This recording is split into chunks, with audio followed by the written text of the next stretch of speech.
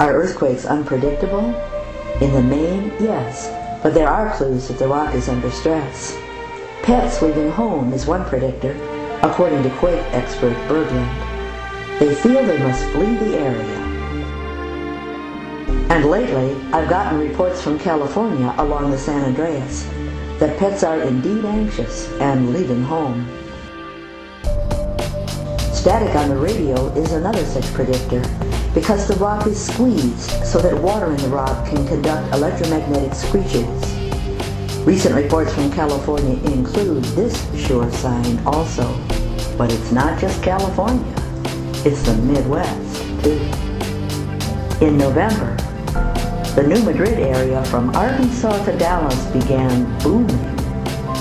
FEMA warned that 44 million people across an 8-state area were in a disaster zone. When did all this start? In 2003, the planet of the passage, Nibiru, aka Planet X, came into the solar system.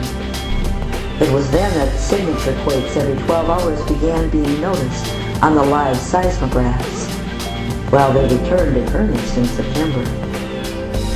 This magnetic influence of Planet X creates an Earth wobble. The south pole of Earth is grabbed and the north pole is pushed away on a daily basis. The wobble is palpable and can be seen in the snow cover analysis. The green lines represent snow cover during 1996 through 2005. The blue represents the current snow cover up to mid-December 2008. Note that the green-lined areas without blue are opposite each other on the globe in western U.S. and eastern Russia. The blue areas outside the green lines are also opposite each other on the globe in Mongolia and the Great Lakes. The wobble is a figure 8, swaying back and forth and side to side. Lately, due to this lurching about, the Earth's plates have become slippery, so quakes occur all over the Earth at once. 10 of the 14 Earth plates were affected by significant quakes. Earth plates have loosened up so that they can slide against each other more readily and slide further than before. This movement sets the magma to sloshing about, often at opposite sides of the globe. This is not an earthquake signature, this is bobbling magma. These are the signs that the Earth is due for some major quakes, well ahead of the polar shift.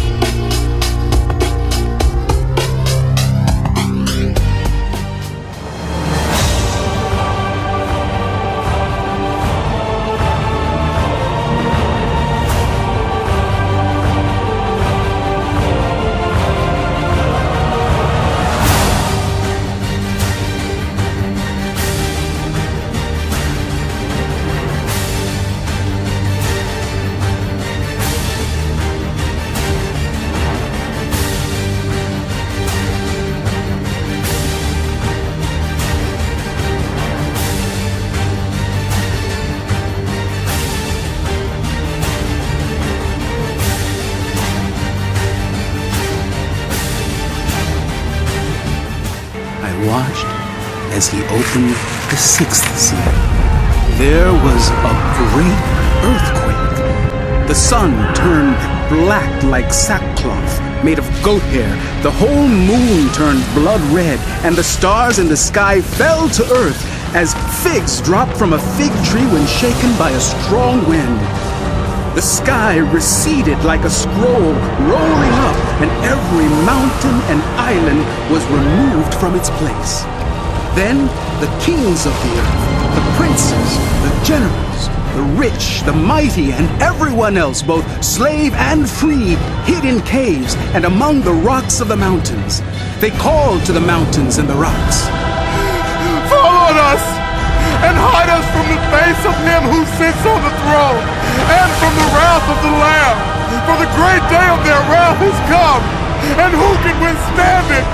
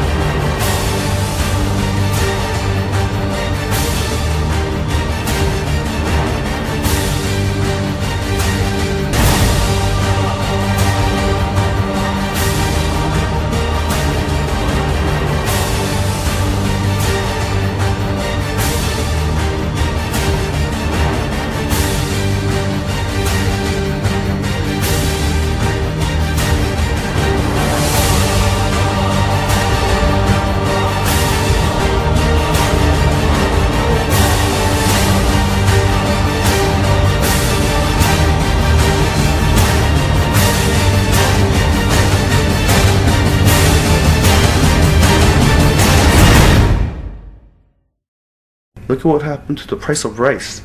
As a Korean, I don't shop for rice, but you know, a lot of ladies do. They didn't really realize why that bag of rice from $5 went to $19.